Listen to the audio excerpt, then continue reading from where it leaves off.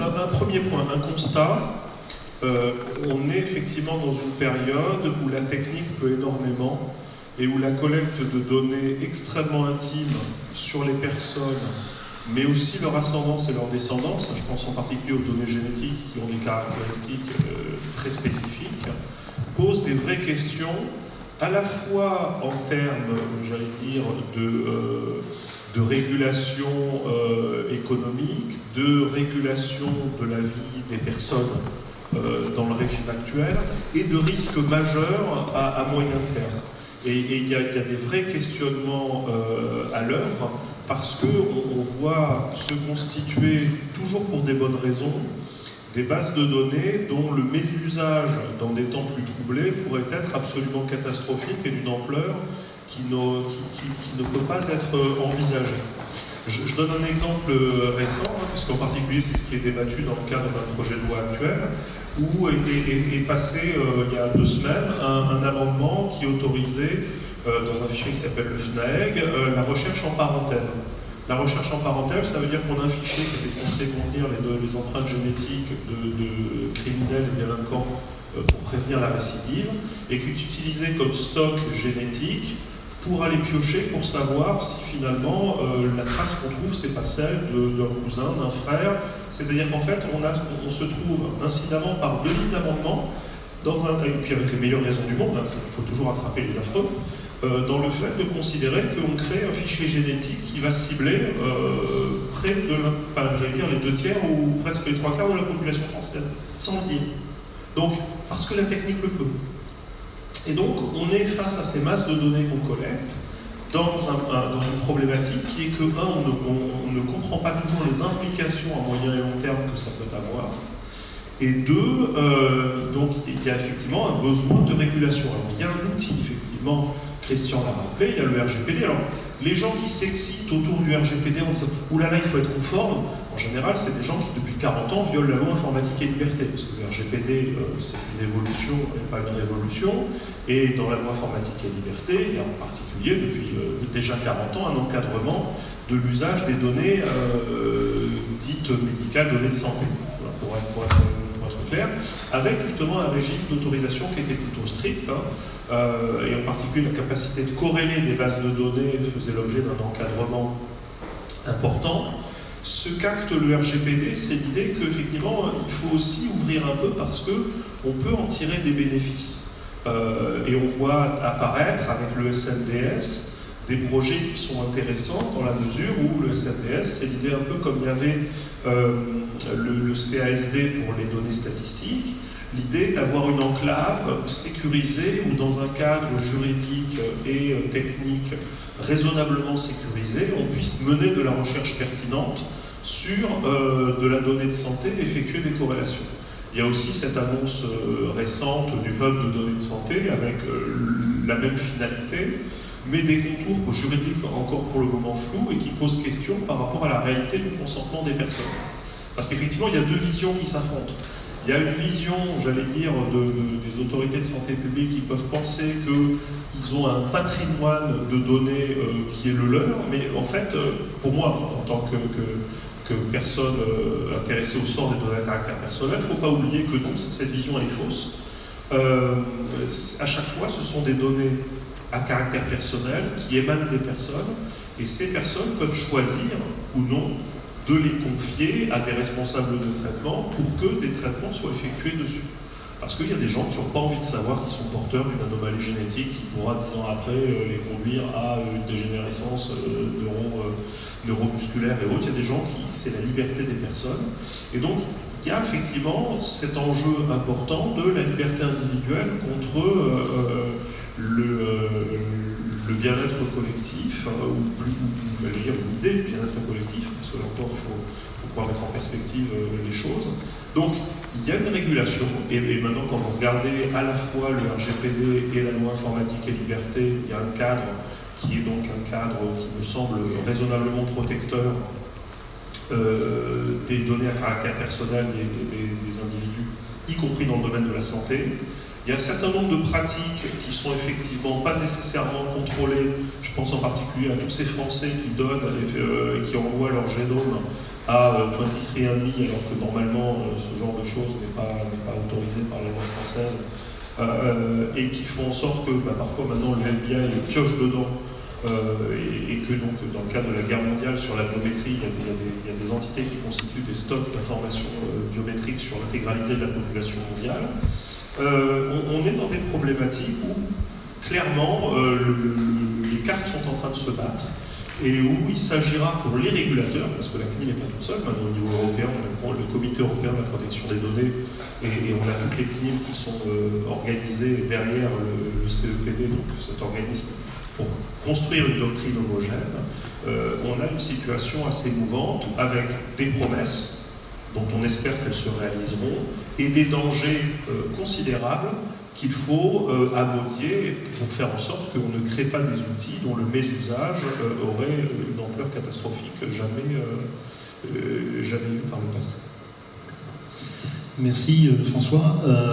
J'aimerais bien que M. Cerf poursuive dans cette idée. Il est plutôt, lui, je dirais, dans son domaine professionnel, au service des entités et des organisations qui sont dotées d'un système d'information, et il a une vision du coup assez large de la situation, de la sécurité informatique des organisations de notre pays et de l'environnement qui est celle de sa clientèle.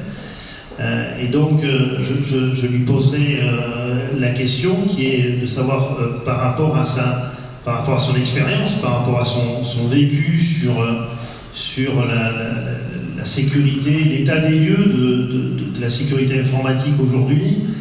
Est-ce qu'il existe des zones de fragilité, des zones d'ombre qui font qu'aujourd'hui on reste avec une protection perfectible?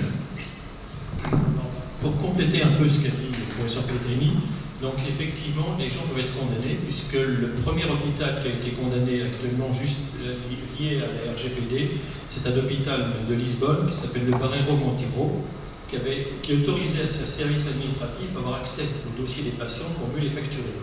Et moyennant quoi, il a été condamné à 400 000 € d'amende, c'est sorti la semaine dernière. Petite amende, par rapport à l'amplitude de l'erreur. Si on regarde effectivement en médecine, qu'est-ce qui se passe, on s'aperçoit que finalement le domaine de tout ce qui est digitalisé en médecine est de plus en plus important. Donc on a tout ce qui est des dossiers médicaux, et effectivement, vous savez que ça se pirate relativement facilement. Si vous prenez l'exemple de Singapour, 1,5 million de dossiers médicaux ont été piratés et se promènent quelque part dans la nature, on ne sait pas où actuellement. 1,5 par rapport à la population, c'est pratiquement 50% de la population dont les données sont à l'extérieur. Si on regarde les autres aussi risques, vous avez tout maintenant les dispositifs médicaux qui sont réglables par les médecins. Vous avez la pompe à insuline qui est réglable par le médecin. Le petit problème, c'est que la commande n'est pas protégée. Et donc, on peut pousser l'insuline à fond, tuer quelqu'un joyeusement, remettre la commande à la valeur nominale, comme elle n'enregistre pas le commande passée. On a gagné, on a fait le crime parfait entre guillemets. La même chose, pacemaker et défibrillateurs. Vous avez aussi tout ce qui est télémédecine. Si vous modifiez un certain nombre de données pendant la transmission, on peut avoir des résultats assez intéressants. L'assistance au diagnostic, si vous modifiez le paramètre, le système expert d'analyse, on peut faire aussi un certain nombre de choses délicates. Les robots chirurgicaux, effectivement, c'est un système industriel. Il y a toutes les commandes qui vont bien pour pouvoir les pirater et puis modifier légèrement entre ce qu'a commandé le chirurgien et ce qui sera effectué, des choses pas tout à fait normales. Et après, vous avez tout ce qui est les processus industriels, donc l'élaboration des médecins, des médicaments, puisqu'on se retrouve aussi avec des SCADA qui sont en général très vulnérables. Alors si on regarde, donc on a parlé de la RGPD, il y a une deuxième directive auquel vous êtes à peu près tous soumis, qui s'appelle la directive NIS, qui est Network and Information System, qui demande un certain nombre de protections pour tout ce qu'on appelle les organismes de services essentiels. En gros, vous avez les hôpitaux, pour votre part, vous avez les hôpitaux, vous avez les industries pharmaceutiques, et ça a été étendu même maintenant aux répartiteurs pharmaceutiques, aux mutuelles et aux grossistes. C'est-à-dire qu'il faut que vous êtes soumis théoriquement à des règles d'audit et de surveillance particulières de votre sécurité informatique. Alors on parlait des cow-boys, puisque les cow-boys c'est les Américains. Les Américains, ils ont eux fait des lois pour effectivement pouvoir voler toutes les données qu'on veut. Ils ont la première qui a été créée en 2001, ça s'appelle le Patriot Act. Ils ont profité des attentats du 11 septembre pour faire effectivement un accès aux États-Unis sur tous les serveurs qui se passent aux États-Unis. Donc ça, c'était relativement simple. Il suffisait de ne pas avoir de données qui transitaient par un serveur aux États-Unis ou en Angleterre, puisqu'effectivement, à travers les accords britanniques et américains, ils pouvaient récupérer tout ce qui se passait par la Grande-Bretagne. Puis finalement, comme ça ne suffisait pas, maintenant ils ont créé, et ça date de mai 2018, le Cloud Act.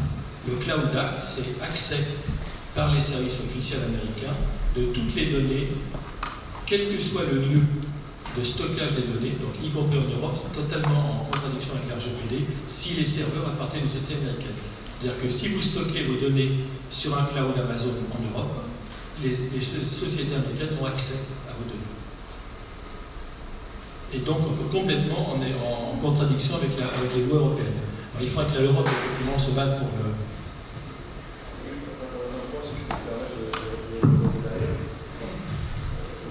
Juste pour intervenir par rapport à ça, effectivement, parmi les non-conformités qu'on a pu constater d'équipement, il y a le gentil séquenceur génétique qui, par défaut, envoie tout ce qui séquence sur un cloud plus ou moins privé, plus ou moins états-unien et plus ou moins situé en dehors du territoire européen.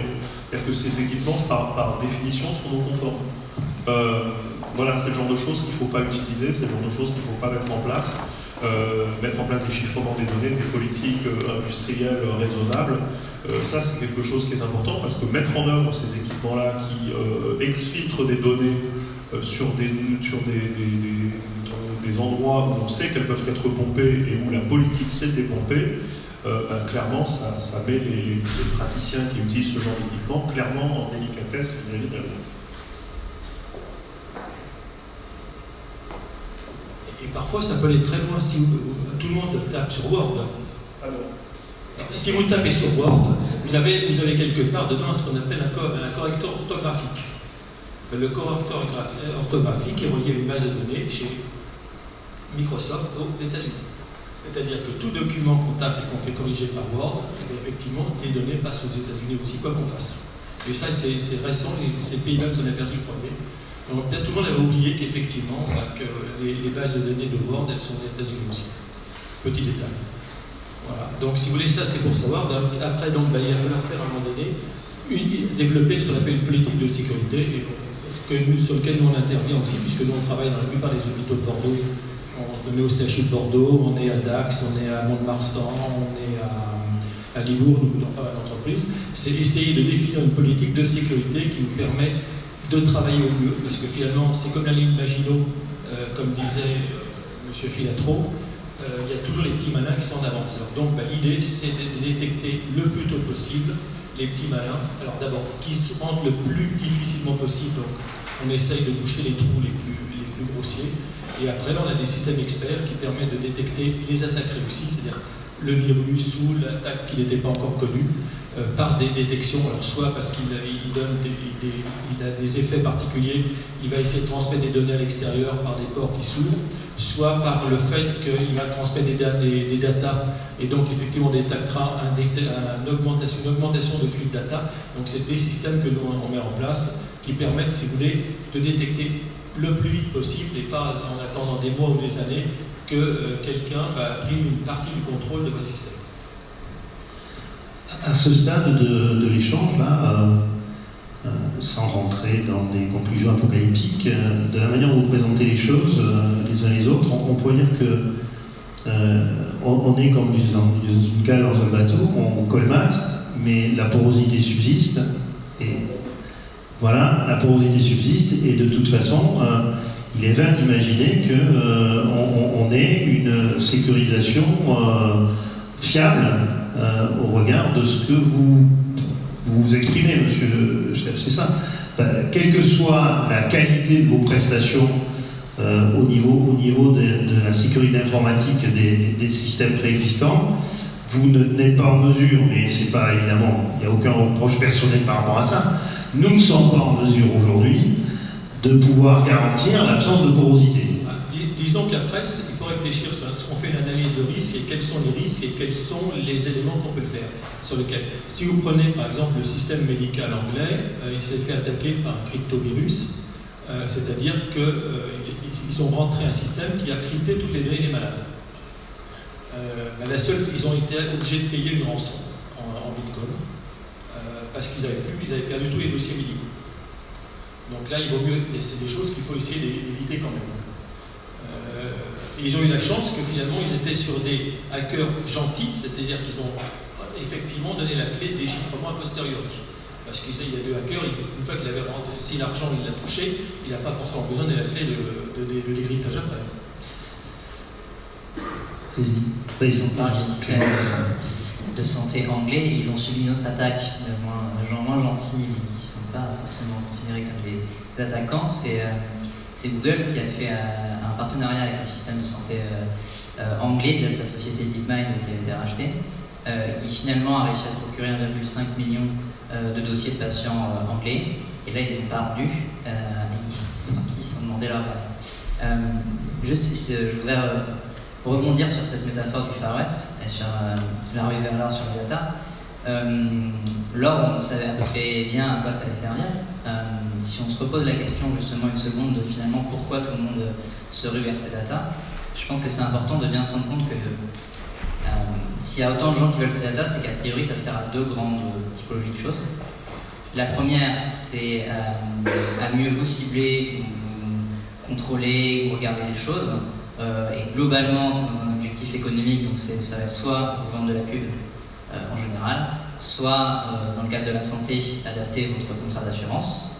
Et donc ça, c'est les thématiques sur lesquelles on est en train de discuter et sur lesquelles effectivement on a envie de se dire que peut-être on va arriver via des réglementations, via un contrôle, à faire en sorte que ça parte pas trop dans tous les sens. Par contre, il y a un deuxième enjeu majeur, c'est qu'un certain nombre d'acteurs, comme Google justement, a envie d'avoir accès à ces données pour construire des choses avec.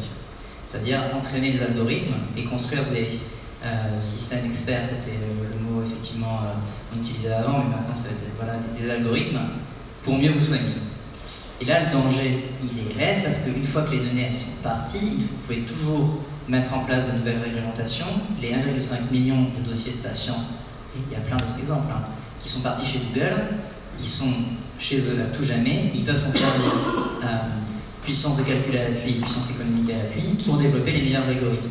Et aujourd'hui, Google est seul à pouvoir faire un fond d'œil avec une précision supérieure à celle d'un ophtalmo, à pouvoir prédire votre risque cardiovasculaire de manière performante. Et donc là, ça pose des vrais problèmes. On parle d'éthique, mais là, il y a un vrai problème éthique, parce que demain, du coup, qui est propriétaire de ces algorithmes, donc des faits sur vos données, finalement c'est une société privée qui les a. Est-ce qu'ils vont mettre ces algorithmes à la disposition de tous de manière gratuite ou de manière payante?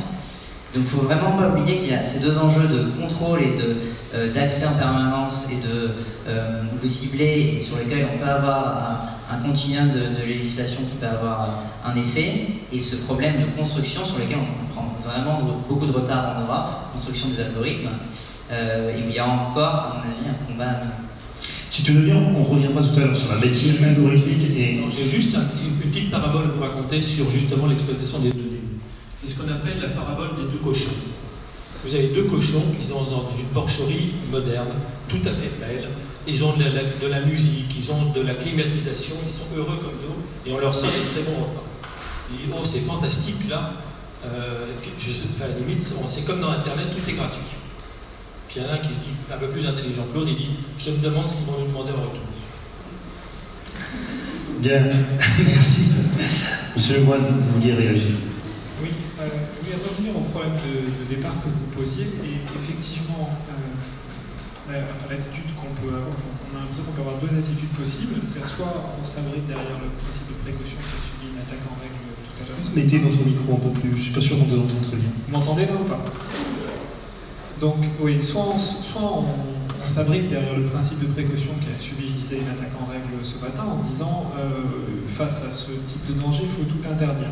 Soit on peut avoir une attitude qui est permissive ou totalement permissive, et c'est le Far West dont vous parliez tout à l'heure.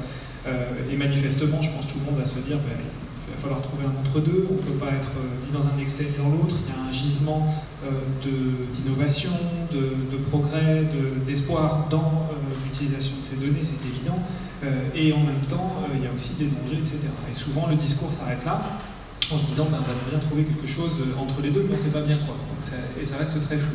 Au moins au niveau, je pense, du grand public, c'est pas beaucoup plus clair que ce que je viens de dire. Si on regarde après d'un petit peu plus près peut-être les choses, il y a manifestement au moins deux types de problèmes différents. Il y a un premier problème qui est celui de ce que on pourrait appeler l'accès brut aux données, je ne sais pas comment l'appeler plus exactement, plus précisément, c'est-à-dire est-ce qu'on peut physiquement entrer dans un système, est-ce qu'il est clos, est-ce qu'il est, etc. Donc ça c'est le premier problème. Et là, a priori, effectivement, on répondra avec des choses du genre, il faut qu'il y ait des serveurs par exemple de type européen pour protéger les citoyens européens d'un certain nombre de dangers venant par exemple d'une puissance étrangère. Donc on aura ce type de choses. Ou alors les dispositifs médicaux dont on évoquait, il faut qu'ils soient protégés. Bon voilà, on va dire, moi je ne saurais pas dire plus qu'il faut que, mais manifestement on est devant des problèmes qui vont avoir des solutions techniques. Bien sûr qu'on aura toujours la course du gendarme et du voleur, c'est-à-dire le voleur va devenir de plus en plus sophistiqué, etc. Mais ça c'est un premier type de problème. Il y a un deuxième type de problème, à mon avis, qui est très important, c'est même en supposant qu'on ait un cadre légal qui soit bien précisé, qu'on ait un contrat qui soit juste et qui soit proportionné, avec une société entre, mettons par exemple Google et, je ne sais pas, les services de santé britanniques par exemple. En fait, il restera quelque chose à mon avis, de structurel, qu'on pourrait appeler l'asymétrie de l'information dont on dispose, c'est-à-dire le fait que quand vous disposez de la même information, c'est-à-dire s'il y avait une transparence totale au sens où le patient pourrait tirer de ce qu'il donne, enfin disons on aurait un contrôle total sur ce qu'il donne à la société qui peut utiliser ces données, en fait il n'aurait quand même pas accès à l'ensemble des informations qu'il donne. Ce que je veux dire par là, c'est qu'il y a les informations brutes et il y a ce qu'on peut tirer de ces informations. Et ce qu'on peut tirer de ces informations, nous on l'ignore. Et c'est là qu'il y a un véritable problème. C'est-à-dire que tout le monde sait, je pense que le grand public il est très conscient maintenant du fait, parce qu'on a vu des démonstrations spectaculaires dans la grande presse, y compris, du fait que quand par exemple, si Google vous garantit qu'ils ne regarderont pas le contenu de vos emails, je pense que vous pouvez croire que Google ne regardera pas le contenu de vos emails. Mais le truc c'est que Google est tellement au-delà de regarder le contenu de vos emails qu'ils n'ont pas besoin de regarder le contenu de vos emails pour savoir quel est le contenu de vos emails. Je ne tiens pas à la lettre près, pas au nom près, mais c'est pas ça qui va compter. C'est-à-dire qu'en fait, il suffit de savoir à qui vous écrivez pour savoir qu'est-ce que vous écrivez. Et où vous allez même. Voilà, exactement. Donc, si vous allez 3 fois à l'hôpital dans la semaine, voilà, pas besoin. Je me rappelle un data scientist, je ne sais pas comment dire en français d'ailleurs, data scientist aussi, montrait il y a 2 ans, je crois, sur un exemple tiré en fait simplement des faits historiques de la Révolution américaine, il montrait comment un data scientist de l'époque qui aurait simplement su qui écrivait à qui, donc en voyant simplement les réseaux de lettres, de correspondance entre les différents acteurs de la Révolution américaine, il pouvait tout simplement cibler très vite et très facilement qui étaient les gens les plus séditieux, ceux qui étaient les plus dangereux pour le pouvoir britannique, qui étaient les plus révolutionnaires. Bon, pour conclure sur cette thématique-là des données, est-ce que le choix politique fort qui a été annoncé récemment de créer un Health Data Hub au niveau national est de nature à répondre à la question que vous formulez, c'est-à-dire on aura quelque chose qui pourra prendre ensuite une dimension européenne avec de la technologie européenne, et donc on aura une plus-value de protection, si je puis dire. Moi, je pense, parce que la première question, c'est aussi une question d'éducation. Là, le RGPD a eu un effet cathartique sur la prise en compte par les personnes de leurs droits. Les exemples que vous donnez montrent aussi, et d'ailleurs qu'il va falloir détoxiquer un peu le discours quand les gens disent il y a propriété, machin, etc. Il n'y a pas de propriété sur les données, il n'y a pas de vol, il faut penser aussi juridiquement les choses pour pouvoir les évoquer. Et en particulier, l'exemple qui est donné des échanges de courriel est extrêmement révélateur que finalement, la valeur de la donnée à caractère personnel, elle est inscrite dans sa dynamique sociale. C'est-à-dire qu'en fait, quand quelqu'un clique en disant « j'accepte que Google regarde mes courriels éventuellement », le problème, c'est qu'il échange avec quelqu'un qui n'a pas cliqué pour dire qu'il acceptait que ses courriels soient regardés. C'est-à-dire que, alors que la donnée à caractère personnel, elle naît de l'échange entre les personnes, et en fait, elle concerne les deux personnes qui sont objets de l'échange, voire même des personnes qui sont citées à l'intérieur des échanges. Ça montre bien que cette vision propriétariste, cette vision extrêmement granulaire, c'est pas le bon niveau de compréhension de ce que c'est que la donnée à caractère personnel et de la façon dont on peut, j'allais dire, la penser juridiquement et socialement. Je pense que le SNDS est un bon outil dans la mesure où justement il permet d'éveiller l'attention des personnes qui à la fois l'alimentent et à la fois s'y abreuvent, c'est-à-dire les scientifiques qui vont faire des études sur la base de ce qui va être disponible, dans la mesure où effectivement il y a une culture de la protection et de la sécurité et des enjeux qui est apportée.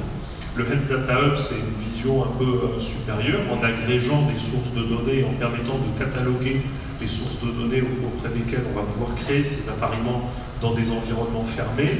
Pourquoi pas? Mais là, justement, dès le moment où ça va être un objet un peu réparti, il va falloir s'assurer qu'on ne résout pas simplement les problèmes techniques d'interopérabilité, d'interface, d'ontologie, pour définir comment agréger des données de pneumos avec des données des bateaux, etc.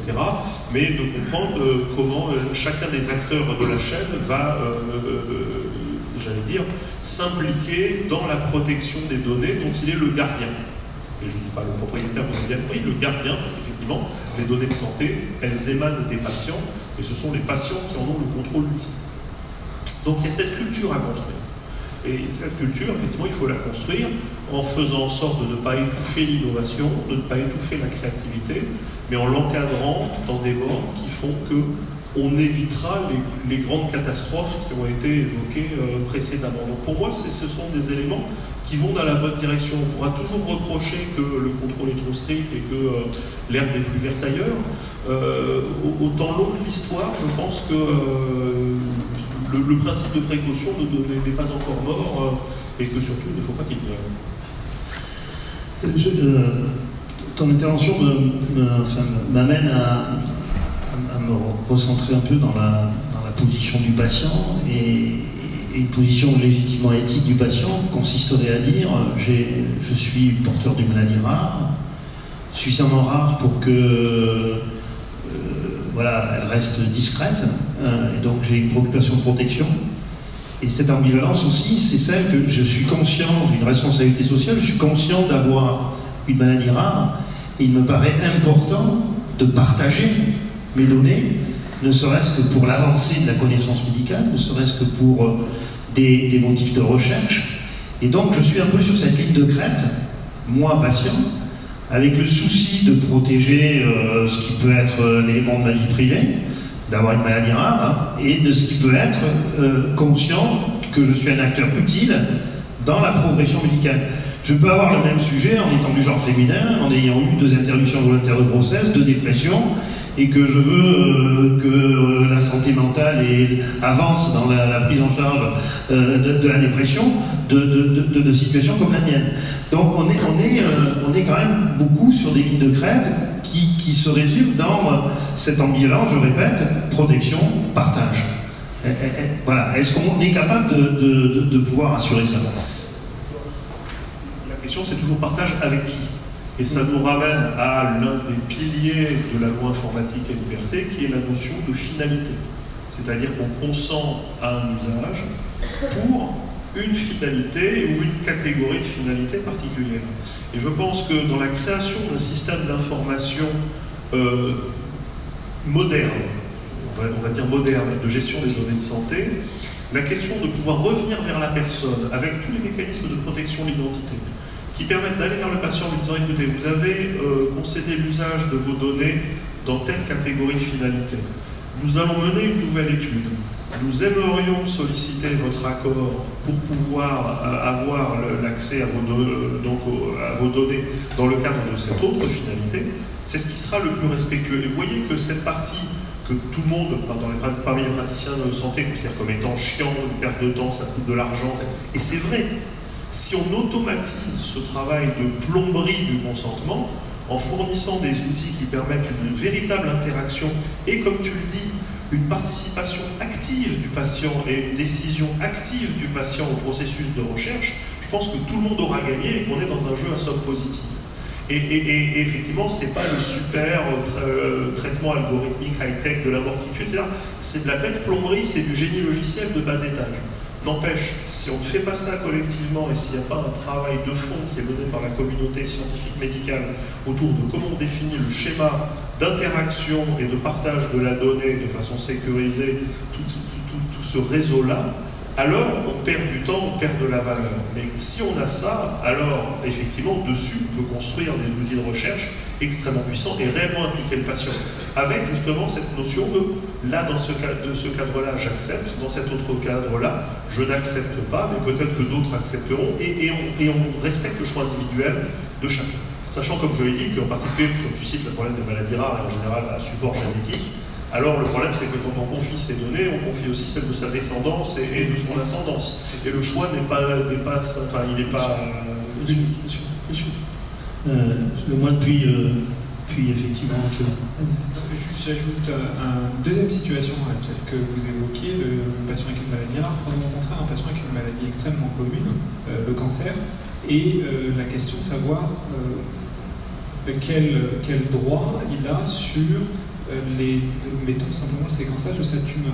C'est-à-dire le séquençage de sa tumeur, c'est pas son séquençage à lui, c'est évidemment pas non plus déconnecté du séquençage de son propre génome. Dans ce genre de situation, en fait, qui est en droit d'avoir accès à quoi?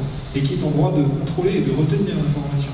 C'est-à-dire, est-ce que moi j'ai le droit de dire que, par exemple, je ne veux pas qu'on accède aux données qui portent sur ma tumeur, mais sur ma maladie, pas sur moi? Alors bien sûr qu'il y a des données personnelles dans la tumeur, parce qu'il y a toujours mon génome, mais c'est plus tout à fait mon génome non plus. Donc de quelles informations on parle exactement? Je suis tout à fait d'accord avec ce que vous avez dit sur la finalité. J'ai l'impression que c'est quand même la version un peu utopiste dans un monde où tout se passe très bien, c'est-à-dire que bien sûr si ça marche comme ça, c'est parfait. On peut imaginer un outil où le patient est engagé et il a effectivement très facilement un message qui vient apparaître en disant est-ce que vous êtes OK pour une étude supplémentaire. Là on se place un peu dans un cadre où c'est l'INSERM ou un centre bien connu, le patient est en confiance, on peut être à peu près tranquille sur la finalité pour l'intérêt de santé publique. La réalité c'est que les acteurs à l'heure actuelle qui demandent accès au SNDS aux bases de données de santé, il y a également des industriels, et c'est bien normal puisque c'est un acteur majeur dans l'industrie du médicament. D'autres industriels, demain, j'ai cité Google, il y en aura d'autres. Et là, ça peut devenir difficilement lisible pour le patient. Les choses peuvent se croiser, et je rebondis sur ce qui a été dit à un moment donné, c'est la symétrie de l'information, c'est-à-dire finalement la demande qui va être faite au patient de tout simplement est-ce que je peux avoir accès aux 3 derniers bilans sanguins.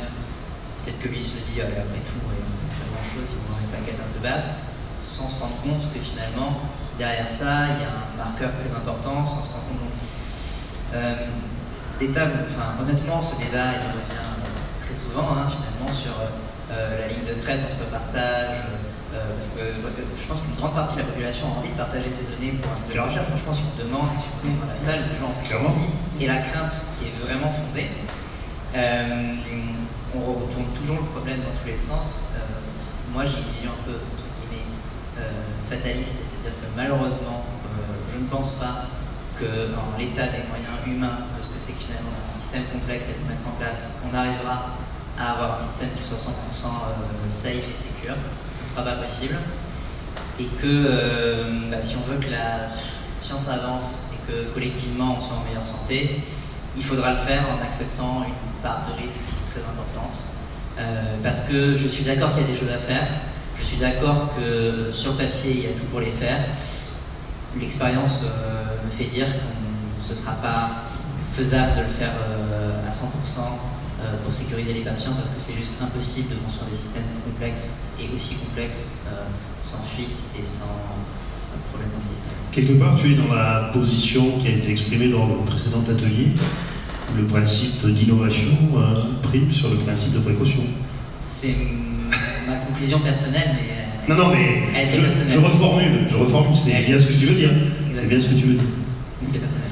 Ok, vous souhaitiez réagir? Juste un point supplémentaire, il y a une problématique à ce niveau-là, c'est-à-dire que si la population est prête à partager un certain nombre de données, donc effectivement avec qui, mettons avec des chercheurs, simplement avec des chercheurs de l'INSERM, pour prendre un cas où les gens auraient un maximum de confiance. Il y a aussi un point qui est derrière qui est très important, c'est que la démonstration n'est pour l'instant pas faite d'application réellement extrêmement efficace en termes de santé. C'est-à-dire qu'on est tous, et moi je suis un optimiste à ce sujet, mais je suis forcé de reconnaître que pour l'instant, nous n'avons que des plans et que tout ce qu'on appelle par la médecine des 4P, on peut en rajouter 2 de plus si on veut, il y en a qui parlent de médecine 5P, des 6P, des 7P si on veut. Toutes ces choses-là, la médecine de précision, la médecine personnalisée, on peut dire à la fois que ça existe au sens où il y a des applications, mais ce n'est pas des applications taillées pour l'individu unique, etc. Ça n'existe pas, ou très très peu. C'est vraiment très anecdotique. Et c'est surtout, quasiment toujours, ce sont des articles dans la recherche scientifique, ce sont des articles qui sont écrits au futur. C'est-à-dire, on fera ceci, on fera cela, et avec toujours un marqueur qui est très net. C'est dans tous ces articles-là, vous voyez marqué, dans 10 ans, on pourra faire ceci. C'est le dans 10 ans et quasiment toujours l'expression. J'ai la perception que ce sera plus rapide, mais... Honnêtement, je suis pas tout à fait d'accord, j'ai l'impression qu'on y est quand même vraiment, c'est-à-dire qu'en biologie, c'était dit, et je pense qu'il y a des personnes très bien placées ici pour y répondre, on commence quand même à prescrire des chimiothérapies basées sur le génotype de la tumeur, et donc là, ça fait 10 ans qu'on le fait, mais l'efficacité, elle est là quand même. Le pronostic de certains cancers, il a été révolutionné par l'immunothérapie. Pour un tout petit pourcentage de personnes qu'on a sauvées, et heureusement que c'est un tout petit pourcentage de personnes encore qui ont besoin de ça, donc c'est aussi parce que c'est des maladies rares, donc forcément c'est un petit pourcentage de personnes, mais on est en train d'y arriver. Il y a énormément d'applications. Honnêtement, non pas potentiel, il y a des choses qui fonctionnent. Malheureusement, effectivement, c'est pas la recherche académique qui est au premier plan sur un certain nombre de choses. Quand je vous disais que tout à l'heure, Google faisait des fonds d'œil avec un risque cardiovasculaire plus performant que les ophtalmos. Ça fonctionne vraiment quand Stanford, là pour le coup c'est universitaire, diagnostique vos mélanomes mieux que les dermatos et va vous permettre de faire votre diagnostic à vous de votre mélanome, de vos grains de beauté. Ça fonctionne vraiment, c'est pas du futur. Le gain c'est que demain vous avez votre smartphone et vous évitez d'avoir un mélanome et de mourir. Attendez, on est en train de décrocher si vous parlez tous et pas dans le micro. Je pense que ce que veut dire M. Lemoine, c'est ce que vous décrivez là, ça marche très bien, mais ça marche dans des environnements extrêmement bornés, parce qu'effectivement le mélanome, entraîner un traitement algorithmique en lui donnant à manger des milliers de photos ou des millions de photos de grains de beauté en disant ça bon, ça pas bon, etc. C'est pas ce dont on parle, c'est pas la promesse de l'interconnexion de masses de données extrêmement diverses dont surgirait le Graal. La promesse qui est non validée à l'heure actuelle, c'est le bénéfice de cette ouverture totale. Le fait qu'on puisse entraîner ce qui s'appelait à l'époque des systèmes experts, et que maintenant on parle du nom d'intelligence artificielle, d'intelligence j'en vois pas, mais ça on va en discuter. Donc de dire qu'on a des traitements algorithmiques qu'on peut entraîner dans un cadre parfaitement borné, parce que intrinsèquement ce sont des traitements conformistes, et que donc par méthode inductive ils arrivent à un résultat performant, pourquoi pas? Mais là encore, c'est des technologies qui ont 50 ans. Enfin, je veux dire, il n'y a rien de nouveau sous le soleil. Je pense que M. Lemoine parlait plutôt de cette promesse de interconnecter tout et ouvrir tout, et un jour, vous allez voir quelque chose.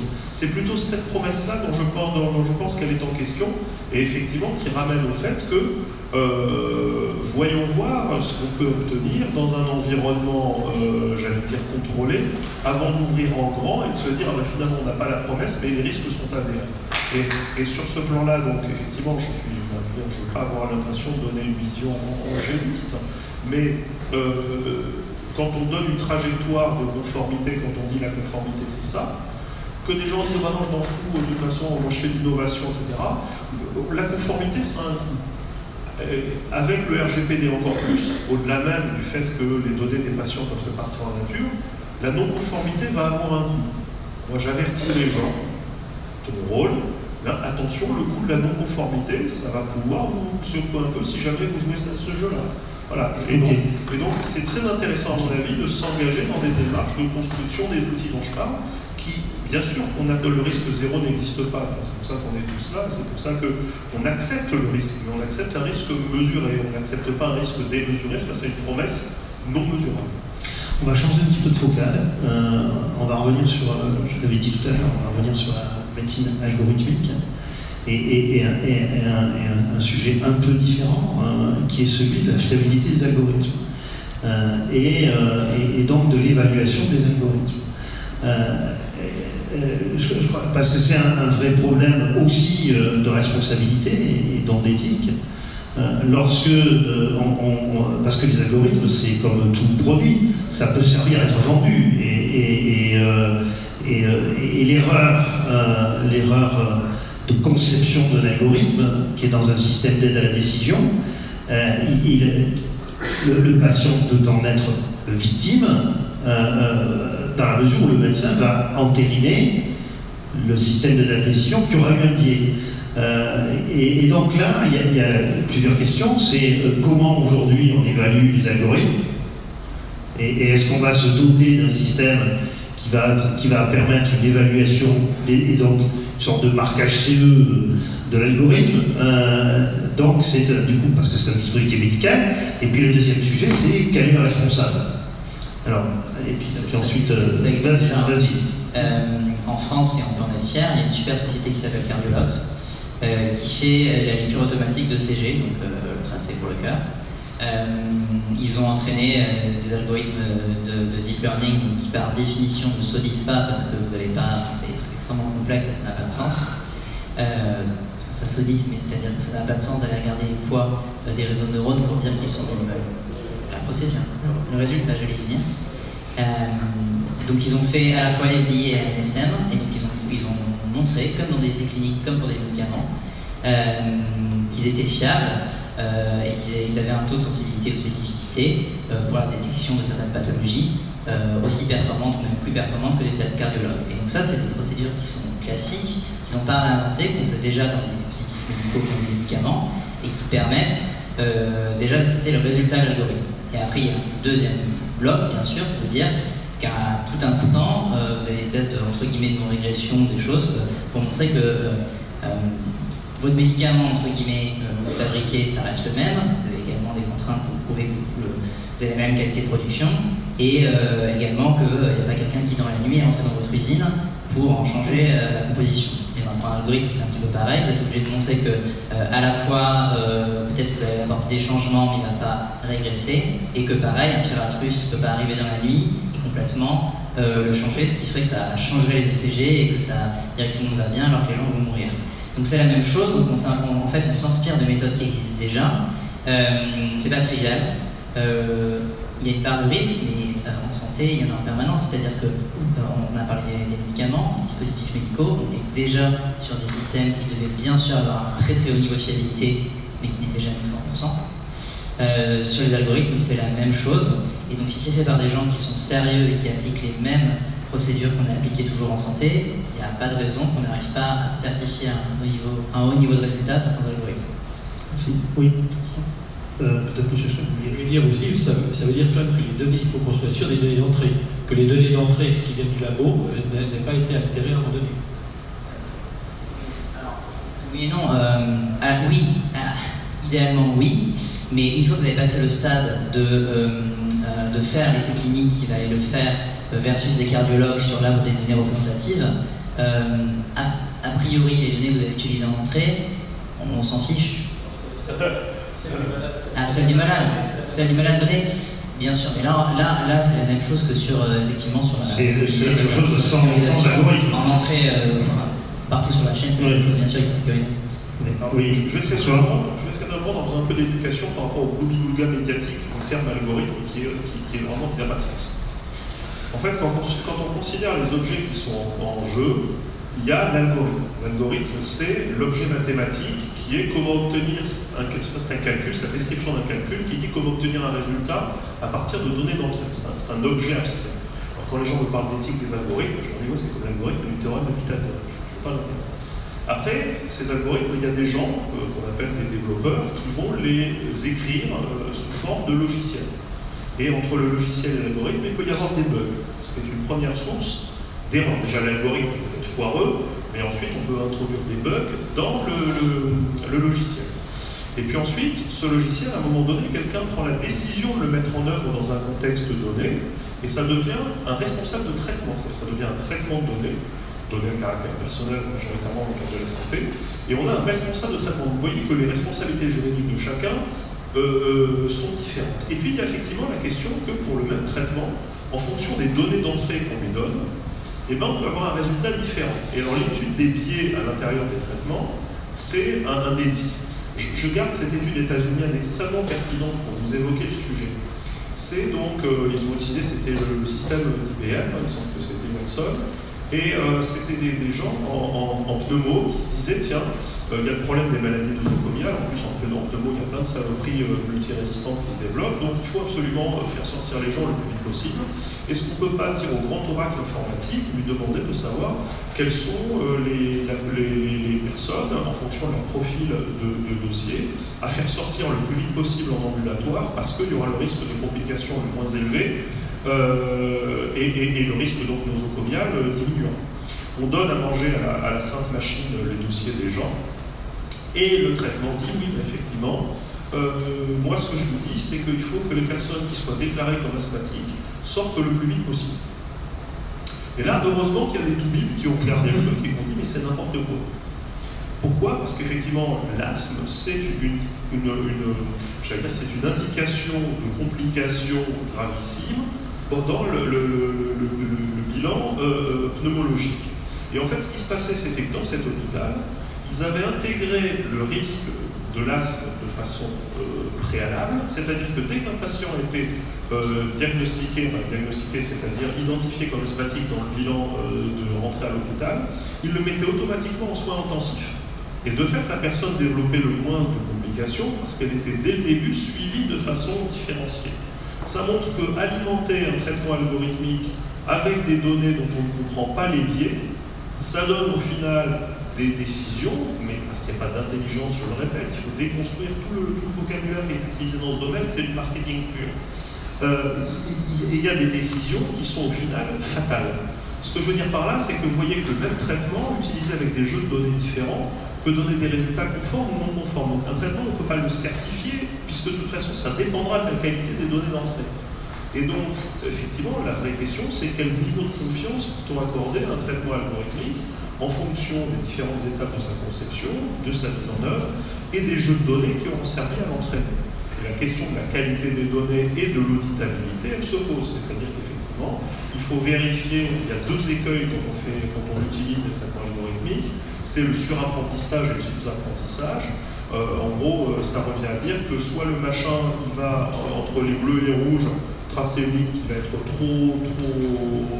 pas assez fine, et donc on va rater des îlots de bleu dans les rouges et des îlots de rouge dans les bleus, alors qu'au final, avec une méthode un petit peu plus alerte, on aurait mieux différencié les cas. Ou alors, deuxième risque, c'est le surapprentissage, c'est-à-dire qu'il trace des contours entre tous les bleus et tous les rouges, ce qui fait que dès qu'il y a un truc qui s'écarte un peu de la ligne du bleu ou du rouge, ça tombe en rouge ou bleu sans vraiment qu'on ait su à quel endroit ça allait se passer. Donc, tout ça pour dire qu'on manipule des technologies qui sont des technologies de réseaux de neurones issus d'il y a 50 ans sans comprendre vraiment comment ça marche. Parce que ça marche, en gros, on se dit ouais, c'est bien, on les utilise, mais l'auditabilité est à mon avis essentielle, et comme il a été dit, le fait de pouvoir, en même temps qu'on développe le traitement dans un cadre donné, définir une procédure d'audit adaptée et avoir une surveillance par des professionnels compétents du résultat fourni par le traitement, me semble essentiel dans des domaines dans lesquels on engage la vie. D'autres réactions sur le sujet ? Je vous rassure, de toute façon, on ne peut pas utiliser à l'heure actuelle des algorithmes à l'hôpital sans que ce soit marqué CE et sans que ça passe par. Et c'est normal. Donc vous pouvez vous rassurer que demain, au CHU de Bordeaux ou d'ailleurs dans quel autre hôpital français, vous ne serez pas soigné par des algorithmes qui n'auraient pas subi ce genre de données de processus et de marquage CE et d'essais cliniques. Donc on reste vraiment sur des choses très contrôlées, parce qu'en santé, est-ce que tu peux justement illustrer avec ton cas à toi, qui est le dossier où tu en es de Synapse? On en fait plusieurs. Je peux vous donner nous, on a fait très exactement ça, c'est-à-dire que par exemple, au CHU de Bordeaux, on a terminé une étude clinique sur lequel, préliminaire, mais sur lequel on a tous les patients de plus de 75 ans passés aux urgences du CHU de Bordeaux pendant 1 an. On a pris leur dossier d'entrée, leur ordonnance d'entrée, et on les a fait analyser par Synapse. Ensuite, on a pris un échantillon aléatoire de ces ordonnances. Donc, on a regardé les résultats fournis par Synapse pour regarder s'il n'y avait pas sur les ordonnances. Et ensuite, on a pris un très grand échantillon aléatoire représentatif de ces ordonnances. On les a fait analyser par des médecins pharmacologues, par 2 médecins, indépendants l'un de l'autre, qui ne connaissaient pas le résultat l'un de l'autre. Et on a regardé leurs résultats et on a comparé versus Synapse. Et on a regardé si effectivement nos algorithmes et des médecins entraînés prenant le temps pour regarder les ordonnances avaient les mêmes résultats. Donc la réponse était qu'on avait les mêmes résultats, mais qu'on avait mis 1/10 de seconde, là, on avait mis plusieurs semaines à traiter toutes les ordonnances. Donc il y a ce type d'étude qui est possible, qui là effectivement est très spécifique sur, on regarde la capacité de l'algorithme à donner le même résultat qu'un médecin dans des conditions de représentativité des patients. Et puis après, nous on fait la même chose, c'est-à-dire qu'on a un certain nombre de processus informatiques, là pour le coup, pour être certain que dès qu'il y a une modification dans nos je vais dire algorithme parce que c'est pour le grand public, mais dans la chaîne informatique vraiment de Synapse, on peut le tracer, qu'on a toutes les versions, qu'on est certain qu'effectivement, s'il y a un changement dans Synapse, on est capable de savoir d'où il vient, qu'il avait été fait dans la nuit par une autre entité. Et puis après, il y a des études cliniques prospectives qu'on est en train de mettre en place, pareil, dans un certain nombre d'hôpitaux, où on peut comparer l'impact sur les malades avec des médecins qui n'utilisent pas Synapse et des médecins qui utilisent Synapse en parallèle. Et là, on est su pendant 3 mois, par exemple, et on regarde au bout de 3 mois, finalement, l'impact pour les patients. Donc il y a vraiment des choses comme avec les médicaments, si il y a des médicaments à faire qui sont concrètes et qui... Je pense qu'on pourra tous être d'accord à cette table ronde pour dire que effectivement la médecine algorithmique n'exclut pas, et bien au contraire, le maintien de la vigilance de l'intelligence humaine. Voilà, donc on peut déjà avoir cette conclusion. Oui. Voilà, je voulais juste rajouter un dernier point sur cette notion d'efficacité de ces algorithmes, parce que là on l'a un petit peu disséqué, même si on l'a fait en ordre dispersé. Il y a des arguments a priori qui sont portés parfois contre cette efficacité, c'est-à-dire des arguments qui sont un peu rhétoriques, qui vont être, par exemple, ce que vous disiez, c'était pas un argument, mais on entend souvent sous la forme d'un argument, c'est une vieille technique, donc qu'est-ce qu'on peut en sortir? En fait, c'est pas parce que c'est une vieille technique, on peut, évidemment, le principe est très ancien, puisque ça date même d'il y a 70 ans, mais par contre, les applications, elles sont récentes. Il suffit, moi j'en ai fait l'expérience il n'y a pas très longtemps avec le moteur de traduction de Google, que j'utilise en contexte professionnel. Il y a 1 an, c'était inutilisable, c'est-à-dire je perdais du temps à le faire. Aujourd'hui, ça a progressé de manière incroyable, mais c'est incroyablement rapide. C'est-à-dire là, j'ai une traduction technique sur des textes difficiles que j'ai besoin de relire pour vérifier, mais les erreurs qui sont faites sont souvent d'ailleurs aberrantes et par conséquent extrêmement faciles à détecter, beaucoup plus faciles que les erreurs humaines, parce que ce ne sont pas des erreurs humaines. Donc ça, c'est le premier point. Le deuxième point, c'est qu'il y a efficacité au sens de est-ce que l'algorithme arrive à faire ce pourquoi il a été conçu ou ce pourquoi on veut l'utiliser. Et là, la réponse est souvent oui. Et il y a une troisième question aussi, qui pour moi est très, très importante. Donc là, par exemple, on se demande est-ce que Google arrive à diagnostiquer, par exemple, un mélanome. Okay. Donc ça, on peut voir. Donc, la réponse est oui. A priori, oui. Okay. Est-ce que Watson, deuxième question, est-ce que Watson arrive à diagnostiquer un cancer et surtout à prendre une décision et à choisir un protocole de soins? La réponse est en tout cas pour l'instant non. Voilà. Et il y a une troisième question qui me paraît très importante, qui est plus une question d'efficience, c'est pour le coup, qu'est-ce qu'on gagne? C'est-à-dire en fait, qu'est-ce qu'on va réellement gagner à le faire par rapport à ce qu'on faisait avant? C'est-à-dire que là c'est le problème pour Watson, c'est-à-dire est-ce que ça marche? On peut dire pas vraiment, mais si ça marchait un petit peu mieux, est-ce que pour le coup, on a investi dedans, c'est vraiment intéressant? A priori, ce qu'on gagne, et c'est un peu l'avance que peuvent avoir les Canadiens là-dessus, on a pu aller les voir il y a quelques temps, c'est que c'est un premier socle de tri, c'est de l'algorithme de répartition, hein. C'est-à-dire que je suis sur une problématique binaire, c'est malin-bénin, et que ça, dans un premier temps, l'intelligence artificielle, en l'occurrence l'algorithme, la plateforme à laquelle vous poussez votre photo de la lésion que vous avez fait une photo, elle va vous dire c'est bénin, et allez voir le pharmacien, il va vous donner un Benloxan et vous allez résoudre votre pityriasis versicolore. Et par contre, s'il y a suspicion, si la plateforme dit ça, bon voilà, et c'est le retour, c'est aller consulter un dermatologue. Donc à quoi ça sert? Ça sert à faire quelque part un premier tri qui resitue l'aptitude médicale à l'expertise, en définitive. Mais pas on gagne le premier tri. Je peux revenir sur ce problème de coût et d'efficacité, parce que c'est un problème classique. Moi, pendant mes études, j'ai fait un DU médico-éco, et clairement, il y a une littérature très importante en santé sur coût et efficacité. Mais est-ce que le débat est vraiment là aujourd'hui? Parce que finalement, ce débat il existait parce que pendant très longtemps, l'innovation en santé a été portée par des acteurs publics qui y avait une somme à allouer. Et donc finalement, on était obligé de favoriser ce qui allait avoir le plus d'efficacité ou aller soigner le plus grand nombre de patients parce qu'on avait une enveloppe restreinte. On parlait de Watson. Watson, l'IVN a mis 10 milliards dedans, c'est leur choix entre guillemets. Personne ne va leur poser la question de, a priori, pourquoi vous avez fait ça. Le problème, c'est que demain, pour l'instant, ça marche pas. Je suis d'accord avec vous, Watson ne fonctionne pas. Mais Watson va fonctionner. Peut-être pas IBM, mais un équivalent de Watson va finir par surgir, pas sur toutes les pathologies, mais sur un certain nombre de pathologies. Demain, des acteurs privés auront des méthodes informatiques, on s'en fiche si c'est l'intelligence artificielle, qui seront propriétaires, donc qui appartiendront à cet industriel et à lui seul, et qui permettront pour un nombre de patients donnés, peut-être 100, mais peut-être 1 million, d'avoir plus de chances de survie dans une maladie. Et là, le problème, c'est qu'effectivement, ils auront beaucoup dépensé et qu'ils voudront rentabiliser cet investissement. Et que ce qui est le plus logique, justement, derrière, c'est que probablement qu'ils le feront payer et qu'il y aura du coup un accès qui sera limité à cette chance de survie supplémentaire aux patients qui seront capables de payer. Et ça, pour moi, c'est pas dans 15 ans, c'est vraiment potentiellement dans 5 ans. Apple a ouvert ses propres cliniques aux États-Unis, Amazon aussi, donc vraiment on y est. Demain, on pourra vraiment avoir, sur cette problématique de coût, des patients qui seront en face de la problématique de savoir, justement, est-ce que moi je paye plus pour un soin qui va me guérir à 90%, ou est-ce que je vais à l'hôpital public français et j'ai plus de chances de mourir? Honnêtement, ça peut arriver. Dernière intervention, François. Oui, mais justement, je pense que là, ça nous ramène à la question de la sur ce sujet. Justement, ça nous ramène à la question de l'asymétrie. L'asymétrie, en fait, elle intervient à deux niveaux. Elle intervient vis-à-vis de l'accès aux données et vis-à-vis, comme ça a été évoqué, de l'accès aux ressources de calcul. Parce que les algorithmes, en fait, et là je parle de la partie algorithmique en haut, vous avez compris dans le schéma, ceux-là, ils sont relativement disponibles.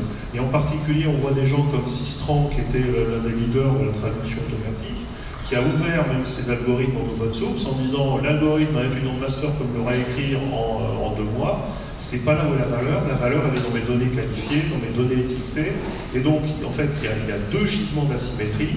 Les centres de traitement, et là on voit Amazon avec sa politique extrêmement pertinente sur comment ils ont vendu ce dont ils avaient besoin, et puis l'accès aux données avec finalement la capacité des GAFAM et des grands silos de données de les collecter. Et donc la réponse, si on veut pouvoir avoir une réponse publique, mais également une réponse privée, parce que soyons clairs, la capacité d'innovation des acteurs privés, elle est pertinente également, c'est de fournir en tant qu'infrastructure accessible ces 2 éléments-là. Et à travers le SNDS, et à travers SNDS, Code de santé, etc., et à travers la création de data centres publics, privés ou autres sur le territoire national, et donc des data centres capables d'héberger dans des sphères sécurisées des processus de données de santé. On fournit à l'ensemble des acteurs, que ce soit des acteurs privés ou publics européens, le moyen à un moment donné, s'ils ont justement l'innovation de dire tiens, mais si on appliquait tel algorithme à tel jeu de données pour en extraire telle corrélation, ça marche pas, de monter un business équivalent, c'est-à-dire réduire la symétrie. Ça passe par une politique publique d'investissement, et là je parle de politique publique parce que il y a les acteurs qui sont capables, les acteurs privés qui sont capables d'investir, de mettre sur la table 10 millions pour un data center et d'offrir la plomberie juridico-technique pour interfacer les jeux de données. C'est un pari ambitieux que nous, Européens, on a parfois du mal à faire. Donc ça passera, à mon avis, par une incitation publique, mais on l'a déjà à travers l'annonce du hub, à travers le CNDS, à travers le projet Data Center. Donc on n'est pas démunis.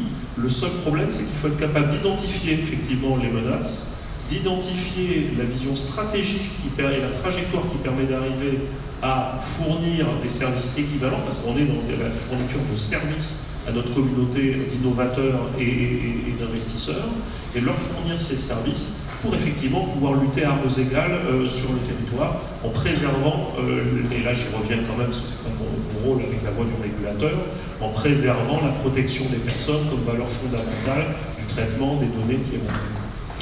Je ne peux pas conclure cette table ronde sans évoquer rapidement un dernier enjeu sur le numérique en santé et sur l'éthique. C'est celui de l'accès aux soins et de l'égalité d'accès aux soins. Ça me paraît être un sujet d'ailleurs qui appelle un peu l'inverse et son contraire en termes de réponse.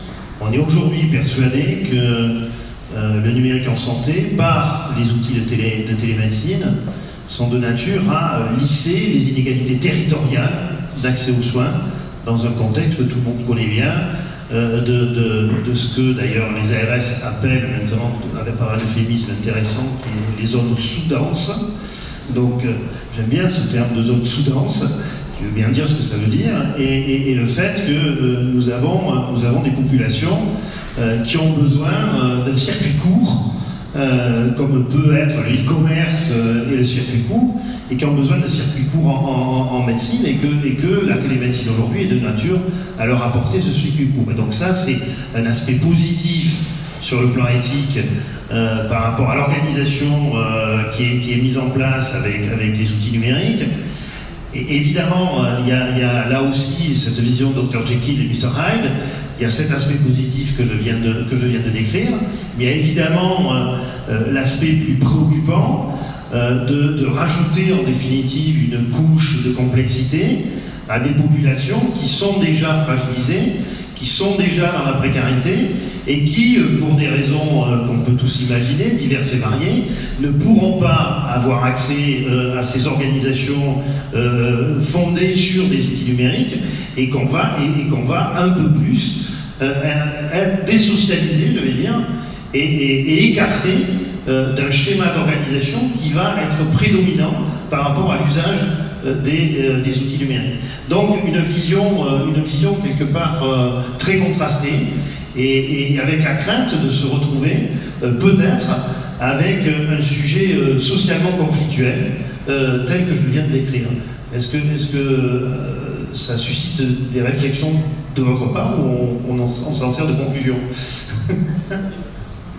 Ouais.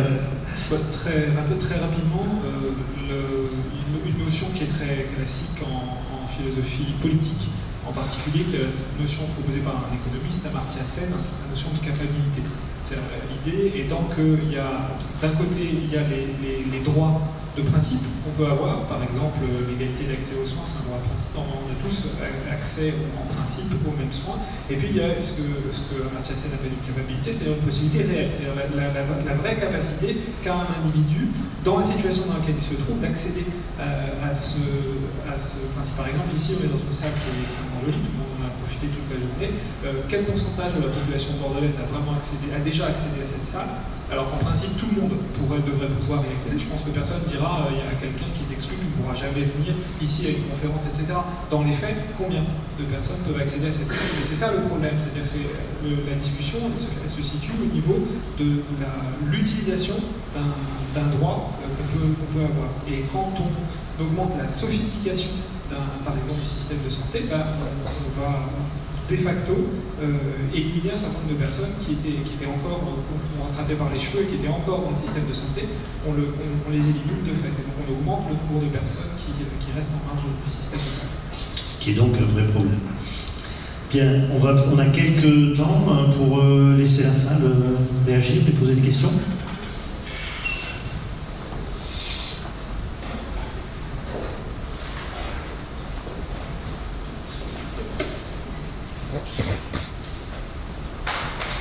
Merci. Je voulais savoir, dans le cadre des discussions qui ont eu lieu, quel était le sentiment du panel d'experts sur l'annonce que Microsoft a fait de la mise en ligne le 28 février 2019, donc jour international des maladies rares, sur un système de diagnostic en ligne ouvert à tout le monde. Alors, bien entendu, l'intention est tout à fait louable parce qu'elle est destinée normalement à diminuer l'errance diagnostique qui frappe les maladies rares et qui sont un vrai problème de santé publique. Mais quelle est, vous en tant qu'expert, votre réflexion au-delà, sachant que c'est aussi en partenariat avec une industrie pharmaceutique qui est Shai et désormais Takeda. Clément, oui. tu es au courant de... Oui, je suis au courant. Alors, ce sera une réponse avec plein d'éléments manquants parce qu'on ne sait pas bien comment encore ça va se mettre en place. Il faudra attendre février pour le voir. À l'heure actuelle, j'ai plus l'impression que c'est une annonce marketing qu'autre chose, malheureusement. Et là, je vais prendre la casquette de médecin de santé publique. L'autodiagnostic et surtout sur les maladies rares, le problème c'est que votre algorithme, on va en revenir là-dessus, il peut être aussi performant, même parfait. Le problème c'est que vous êtes condamné à n'avoir comme information que ce que le patient va renseigner, qui ne connaît pas bien ses symptômes, qui ne peut pas mettre les bons mots, qui va surinterpréter certains, en oublier d'autres. Et donc, à l'état actuel de la science, je ne vois pas bien comment c'est possible, mais je ne demande qu'à être époustouflé en février et découvrir que c'était pas que le marketing. Merci. D'autres questions? Écoutez, on va clore. Merci de votre attention.